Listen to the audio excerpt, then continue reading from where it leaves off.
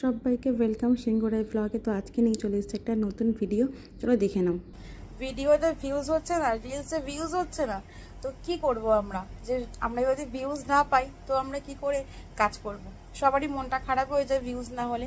তো চলো, ফেসবুক কিন্তু নিয়ে এসছে একটা নিউ আপডেট, যেটা আমি জানতে পেরেছি, তো তোমাদের সাথে শেয়ার করেছি। হয়তো অনেকেই তোমরা জানো, কি অনেকে জানো না। তো যেহেতু আমি জানতে পারলাম, তো চলো তোমাদের সঙ্গে ভিডিওটা শেয়ার করছি। তো চলো, একটা স্ক্রিন রেকর্ডিংয়ের মাধ্যমে তোমাদের ভিডিওটা আমি শেয়ার করছি, ঠিক আছে? চলো দেখে নাও ভিডিওটা। ফেসবুকটা ওপেন করলাম, এই দেখো একদম সাইডে ওপরে দেখে নাও, আমি পিঙ্ক কালারের ডট দিয়ে দেখাচ্ছি যে তোমাদের 3টে দাগ রয়েছে, ওখানে তোমরা টাচ করবে। টাচ করলে দেখে নাও এই পেজটা ওপেন হলো। এবার দেখে নাও আমি অ্যারো দিয়ে মার্ক করে দেখাচ্ছি সেটিংসে তোমরা টাচ করবে। এবার দেখে নাও একটা পেজ ওপেন হবে। পেজ ওপেন হলেই দেখে নাও সেটিংস অ্যান্ড প্রাইভেসি আসলো। এবার দেখে নাও ডিফল্ট অডিয়েন্স সেটিং। এই ডিফল্ট অডিয়েন্স সেটিং দেখো মার্ক করে দিচ্ছি, এই ডিফল্ট অডিয়েন্স সেটিংয়ে তোমরা টাচ করবে। টাচ করে দেখে নাও এই পেজটা ওপেন হলো।